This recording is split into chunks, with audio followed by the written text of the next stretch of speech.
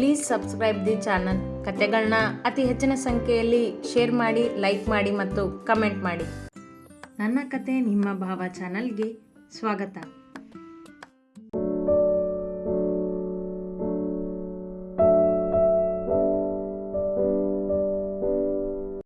ಸಂಜೆ ಎಲ್ಲರೂ ಸರಿಯಾದ ಸಮಯಕ್ಕೆ ಮನೆಗೆ ಬಂದಿದ್ದರು. ಭಾರ್ಗವ್ ಕೂಡ ಬೇಗ ಬಂದಿದ್ದ. ಇನ್ನು ತನ್ನ ನಾಟಕ ಮುಗಿಸಬೇಕೆಂದು ಸಾಕೆನ್ನಿಸಿತ್ತು ಅವನಿಗೂ ಅವಳನ್ನು ಕಾಡಿದ್ದು. ಹಾಗಾಗಿ ಅವಳಿಗೆಂದೇ ಚಂದದ ಉಡುಗೊರೆಯೊಂದನ್ನು ಹಿಡಿದು ಬಂದಿದ್ದ. ಎಲ್ಲರೂ ಟೀ ಕುಡಿದು ಕುಳಿತಾಗ ಪೂರ್ಣ ಭಾರ್ಗವನ ಪಕ್ಕದಲ್ಲಿ ಬಂದು ಕುಳಿತಳು ಬೇಕೆಂದೇ. ಅವ ಅವಳತ್ತ ನೋಡದೆ ಮುಖ ತಿರುಗಿಸಿದ.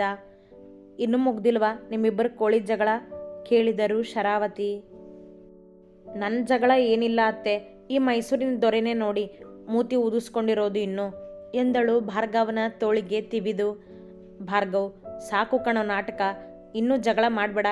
ಪಾಪ ಬೆಳಗ್ಗೆಯಿಂದ ನಿನ್ನ ಜೊತೆ ಮಾತಾಡೋಕೆ ಒದ್ದಾಡ್ತಿದ್ದಾಳೆ ಅವಳು ಎಂದರು ಶರಾವತಿ ಅವನಿಗೆ.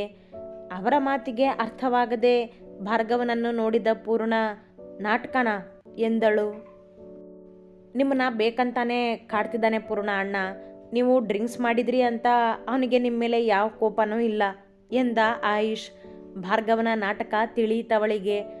ಅಂದರೆ ಬೆಳಗ್ಗೆಯಿಂದ ಬೇಕಂತಾನೆ ನನ್ನನ್ನು ಗೋಳು ಹೊಯ್ಕೋತಿದ್ದೀರಾ ನೀವು? ಅವನನ್ನೇ ನೋಡಿ ಕೇಳಿದ ಹುಡುಗಿಗೆ ಈಗ ಕೋಪ ಬಂದಿತ್ತು ಅವನ ಮೇಲೆ. ಅವ ನಿಜವಾಗಿಯೂ ಕೋಪ ಮಾಡಿಕೊಂಡಿರುವನೆಂದು ಚಡಪಡಿಸಿದ್ದಳಲ್ಲ.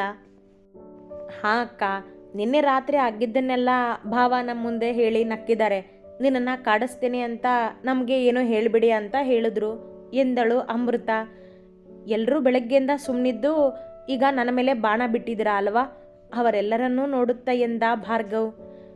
ಅವರೆಲ್ಲ ಬಾಣ ಬಿಟ್ಟಿದ್ದು, ಈಗ ನಾನು ಬಿಡ್ತೀನಿ ನೋಡಿ ನಿಮಗೆ ಎಂದ ಪೂರ್ಣ ಅವನ ತೋಳಿಗೆ ಪೆಟ್ಟು ಕೊಡಲು ಕೈ ಎತ್ತಿದಾಗ ತಪ್ಪಿಸಿಕೊಂಡ ಭಾರ್ಗವ್ ಮೇಲೆದ್ದು ಓಡಿದ. ಮೆಟ್ಟಿಲು ಹತ್ತಿ ಅವನ ಹಿಂದೆಯೇ ಓಡಿದಳು ಪೂರ್ಣ. ಅವ ಕೋಣೆಗೆ ಹೊಕ್ಕಾಗ ಅವನ ಹಿಂದೆ ಹೋದವಳು ಕೋಣೆಯ ಬಾಗಿಲು ಹಾಕಿ ಅವನನ್ನು ಬಂಧಿಸಿದಳು. ಅವ ನಗುತ್ತಾ ಅವಳನ್ನೇ ನೋಡುತ್ತಿದ್ದ ಮಂಚದ ಬಳಿ ನಿಂತು. ನನ್ನನ್ನು ಬೆಳಗ್ಗೆಯಿಂದ ಅದೆಷ್ಟು ಆಟ ಆಡಿಸಿದ್ರಿ ನೀವು, ನಿಮ್ಮನ್ನ ಸುಮ್ಮನೆ ಬಿಡೋದಿಲ್ಲ ನಾನೀಗ ಎನ್ನುತ್ತಾ ಮುಂದೆ ಬಂದವಳು ಅವನ ಸನಿಹ ಬಂದಾಗ ನಗುತ್ತಿದ್ದ ಭಾರ್ಗವ್, ನನ್ನ ಮಾತಾದರೂ ಕೇಳೆ ಶುಗರ್ಲೆಸ್ ಎಂದ. ಅವನ ಮಾತಿಗೆ ಕಿವಿಗೊಡದೆ ಹಗುರವಾಗಿ ಅವನ ಕತ್ತು ಹಿಸುಕಿ ಹಿಡಿದವಳು, ಅದೆಷ್ಟು ಟೆನ್ಷನ್ ಆಗಿತ್ತು ಗೊತ್ತಾ ನನಗೆ ಎಂದಾಗ ಅವಳ ಬೆನ್ನು ಬಳಸಿದ ಭಾರ್ಗವ್, ಬಿಡೆ ರಾಕ್ಷಸಿ ಎಂದ ನಗುತ್ತಾ. ನಾನು ರಾಕ್ಷಸಿನ ಎಂದವಳು ಅವನಿಗೆ ಜೋರು ಮಾಡುವ ಮೊದಲೇ ಭಾರ್ಗವ್ ಅವಳನ್ನಪ್ಪಿ ಮಂಚಕ್ಕೆ ಬಿದ್ದ. ಅವನ ಕತ್ತು ಬಿಟ್ಟು ಭುಜ ಹಿಡಿದ ಪೂರ್ಣ, ಅದೆಷ್ಟು ಕಾಡಿಸಿದ್ರಿ ನೀವು ನನಗೆ ಎಂದಳು ಮುದ್ದಾಗಿ ಮುನಿಸು ತೊರೆದು. ಹೌದಾ, ನಿನ್ನೆ ರಾತ್ರಿ ನೀನು ನನ್ನನ್ನು ಎಷ್ಟು ಕಾಡಿಸಿದೀಯಾ ಗೊತ್ತಾ ಎನ್ನುತ್ತಾ ಅವಳಿಗೆ ಗೊತ್ತಾಗದಂತೆ ತನ್ನ ಜೇಬಿನಲ್ಲಿದ್ದ ಅವಳಿಗೆಂದೇ ತಂದಿದ್ದ ಉಡುಗೊರೆ ತೆಗೆದವ ಅವಳ ಕೊರಳಿಗೆ ಹಾಕಿದ್ದ ಮಾತನಾಡುತ್ತಲೇ. ಅದನ್ನು ಕಂಡು ಇದೇನಿದು ಎಂದು ಅಚ್ಚರಿಯಿಂದ ಕೇಳಿದಳು ಪೂರ್ಣ. ಈ ನನ್ನ ವಜ್ರದಂಥ ಹೆಂಡತಿಗೆ ವಜ್ರದ ಸರ ಎಂದವ ಅವಳನ್ನು ಪಕ್ಕದಲ್ಲಿ ಮಲಗಿಸಿ ಅವಳ ಮೇಲೆ ಬಾಗಿದ. ಚಿಕ್ಕ ಚಿನ್ನದ ಸರಕ್ಕೆ ವಜ್ರದ ಹರಳಿನ ಲಾಕೆಟ್ ಇತ್ತು. ಕೊರಳಿಗೆ ಹಾಕಿದ್ದ ಸರವನ್ನು ನೋಡಿಕೊಂಡವಳು, ಇಷ್ಟೊಂದು ಕಾಸ್ಟ್ಲಿ ಗಿಫ್ಟ್ ಬೇಡವಾಗಿತ್ತೇನೋ ಎಂದಳು. ನನ್ನ ಹೆಂಡತಿಗೆ ನಾನು ತಂದಿರೋದು, ಪಕ್ಕದ ಮನೆ ಹುಡುಗಿಗಲ್ಲ. ಈ ಮೈಸೂರಿನ ಕಿಂಗ್ ಹೆಂಡತಿ ನೀನು, ಅಂದಮೇಲೆ ವಜ್ರ ಹಾಕೋದ್ರಲ್ಲಿ ಏನಿದೆ ಎಂದ ಅವಳದೆಯ ಮೇಲೆ ಮುಖವಿಟ್ಟು. ಥ್ಯಾಂಕ್ ಯು ಖುಷಿಯಿಂದ ಎಂದಳು. ಅಷ್ಟೇನಾ ಕೇಳಿದ ಮುಖವೆತ್ತಿ. ಮತ್ತೆ ಏನು ಬೇಕು ಕೇಳಿದಳು ಅವನ ನೋಟ ಅರಿತಿದ್ದರು. ನನಗೆ ಈ ಶುಗರ್ಲೆಸ್ ಸ್ವೀಟ್ ಬೇಕು ಎಂದವ ಅವಳ ತುಟಿಗಳನ್ನು ಸವರಿದ ಬೆರಳುಗಳಿಂದ. ನಾಚಿತು ಹುಡುಗಿ ಮಾತನಾಡದೆ. ಈ ಸ್ವೀಟ್ ತಿಂದೆ ತುಂಬ ದಿನ ಆಯ್ತಲ್ಲ ಎಂದವ ತಡ ಮಾಡದೆ ಅವಳ ತುಟಿಗಳಿಗೆ ಲಗ್ಗೆ ಇಟ್ಟ. ಅವನ ಕೊರಳು ಬಳಸಿದ ಪೂರ್ಣ ಅವನ ತುಟಿಗಳನ್ನು ಬಂಧಿಸಿದ್ದಳು. ಪ್ರೀತಿಯ ಮತ್ತಲ್ಲಿ ಮೈಮರೆತು ಮುಂದೊರೆದ ಭಾರ್ಗವ್ ಅವಳ ಕೊರಳನ್ನಾವರಿಸಿದ. ಅವಳು ಮೈಮರೆಯುವ ವೇಳೆಗೆ ಅಕ್ಕ, ಭಾವ, ಊಟಕ್ಕೆ ಎಂದು ಕೂಗಿದಳು ಅಮೃತ. ಅವಳ ಧ್ವನಿಗೆ ತನ್ನಿಂದ ಅವನನ್ನು ಸರಿಸಿದ ಪೂರ್ಣ, ಊಟಕ್ಕೆ ಕರಿತಿದ್ದಾರೆ ಬನ್ನಿ ಎಂದು ಮೇಲೆದ್ದು ತನ್ನ ಸೀರೆ ಸರಿಪಡಿಸಿಕೊಂಡಳು. ಆ ಊಟಕ್ಕಿಂತ ಈ ಊಟ ಇದ್ದಿದ್ರೆ ತುಂಟತನದ ಮಾತಾಡಿದ ಅವ. ಸುಮ್ಮನೆ ಬನ್ನಿ, ಮೊದಲು ಹೊಟ್ಟೆ ತುಂಬಿಸ್ಕೊಳ್ಳೋಣ, ಆಮೇಲೆ ನಿಮಗೊಂದು ಸರ್ಪ್ರೈಸ್ ಇದೆ ಎಂದಳು ಅವನ ಮುಂದೆ ನಿಂತು. ನಮ್ಮಿಬ್ಬರ ಸರ್ಪ್ರೈಸ್ ಮುಗಿಯೋದೇ ಇಲ್ವೇನೋ ಎಂದನವ ತಲೆಗೆ ಕೈ ಕೊಟ್ಟು. ಗೊತ್ತಿಲ್ಲ ಬನ್ನಿ ಎಂದವಳು ಅವನ ಜೊತೆ ಕೆಳಗೆ ನಡೆದಳು. ಶರಾವತಿಯವರಿಗೆ ಅವ ಕೊಟ್ಟ ಉಡುಗೊರೆ ತೋರಿಸಿದಳು.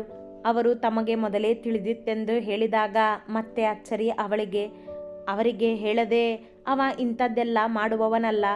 ಚಂದದಿಂದ ಮಾತನಾಡುತ್ತಲೇ ಊಟ ಮುಗಿಸಿದರು. ಊಟದ ನಂತರ ಭಾರ್ಗವ್ ಆಯುಷ್ ಜೊತೆ ಆಫೀಸಿನ ಕೆಲವೊಂದು ವಿಷಯ ಮಾತನಾಡುತ್ತಾ ಕುಳಿತ. ಅಷ್ಟರಲ್ಲಿ ಪೂರ್ಣ ತನ್ನ ಕೆಲಸ ಮುಗಿಸಿಕೊಂಡಳು. ಅವಳು ಬರುವವರೆಗೂ ಕಾದಿದ್ದ ಭಾರ್ಗವ್ ಅವಳ ಜೊತೆಯೇ ಕೋಣೆಗೆ ಬಂದ. ಏನೋ ಸರ್ಪ್ರೈಸ್ ಇದೆ ಅಂತ ಹೇಳಿದೆ, ಏನದು ಕೇಳಿದ ಅವಳು ಬಾಗಿಲು ಹಾಕಿದಾಗ.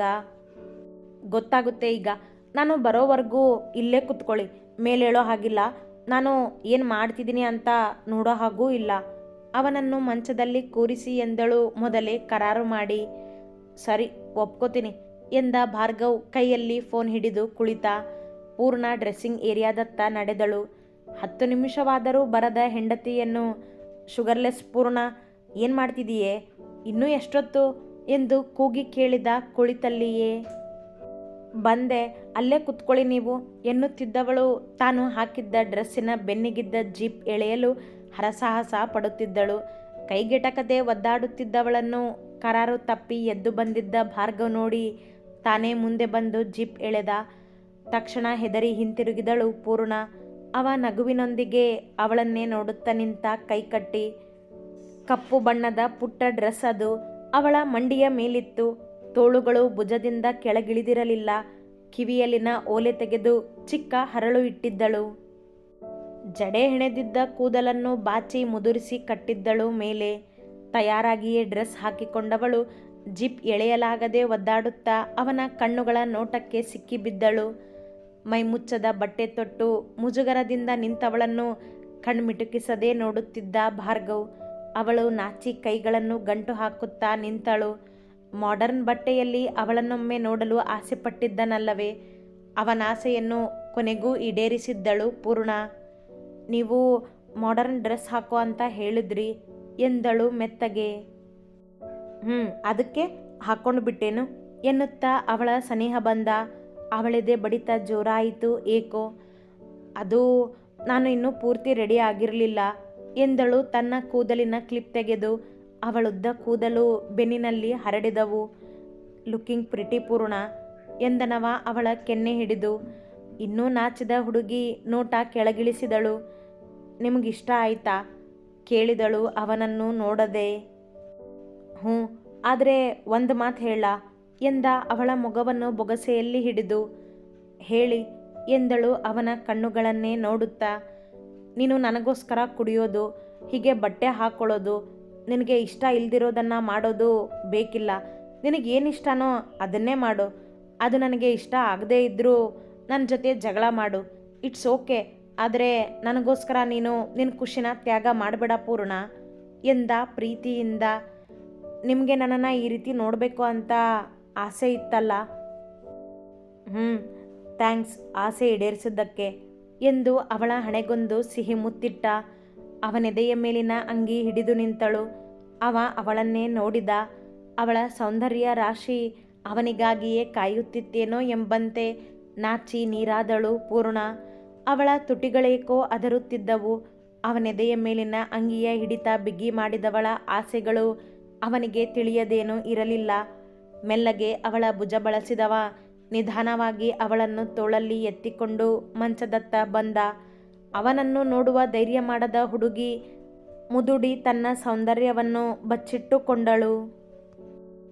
ಅವಳಂದವನ್ನು ಸವಿಯಲು ಸಿದ್ಧನಾಗಿದ್ದವ ಕೋಣೆಯ ದೀಪ ಆರಿಸಿ ಅವಳ ಪಕ್ಕದಲ್ಲಿ ಬಂದ. ಅವನ ಬೆಚ್ಚನೆಯ ಮೈ ಶಾಖವೇ ತನ್ನ ಆಸೆಗಳನ್ನು ಕರಗಿಸುವುದು ಎಂಬಂತೆ ಅವನನ್ನು ಬಯಸಿದ ಪೂರ್ಣ ಅವ ತೊಟ್ಟಿದ್ದ ಶರ್ಟಿನ ಒಂದೊಂದೇ ಗುಂಡಿ ತೆಗೆದಳು. ಆಗ ತಾನೇ ಬಂಧಿಸಿದ್ದ ಅವಳಂಗಿಯನ್ನು ಅವ ಮತ್ತೆ ಸಡಿಲಿಸಿದ್ದ. ಅವನದರಗಳು ಅವಳನ್ನು ಆವರಿಸಿದ್ದಂತೆಲ್ಲ ತನ್ನನ್ನು ಅವನಿಗೆ ಅರ್ಪಿಸುತ್ತಲೇ ಹೋದಳು ಪೂರ್ಣ.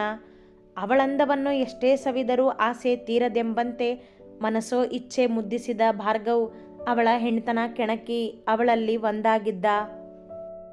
ಅವನ ಕೈಗಳ ಉಪಟಳಕ್ಕೆ, ತುಟಿಗಳ ಕಾಟಕ್ಕೆ ಆಗಾಗ ಮುಗುಳ್ನಗುತ್ತಿದ್ದ ಹೆಣ್ಣು ಎಷ್ಟೋ ದಿನಗಳ ನಂತರ ಅವನ ಈ ಪರಿಯ ಪ್ರೀತಿಯಲ್ಲಿ ಮಿಂದೆದ್ದು ತೃಪ್ತಿಗೊಂಡಳು. ಅವಳಿಗಾಗಿಯೇ ತನ್ನ ಜೀವ ಮೀಸಲಿಟ್ಟವ ಇನ್ನು ಮುಂದೆ ಸಮಯವನ್ನು ಮೀಸಲಿಡುವೆ ಎಂದೊಪ್ಪಿ ಅವಳನ್ನು ಅರ್ಧ ರಾತ್ರಿ ಕಳೆಯುವವರೆಗೂ ಮುದ್ದಿಸಿ ತನ್ನೆದೆಯ ಗೂಡಲ್ಲಿ ಬಚ್ಚಿಟ್ಟುಕೊಂಡು ಮಲಗಿದ್ದ. ಅತಿ ಹೆಚ್ಚಿನ ಕಥೆಗಳಿಗಾಗಿ ಹಿಂಬಾಲಿಸಿ ಪ್ರತಿಲಿಪಿ ಆ್ಯಪ್ನಲ್ಲಿ ಪ್ರತಿಮಾ SH ಅವರನ್ನು.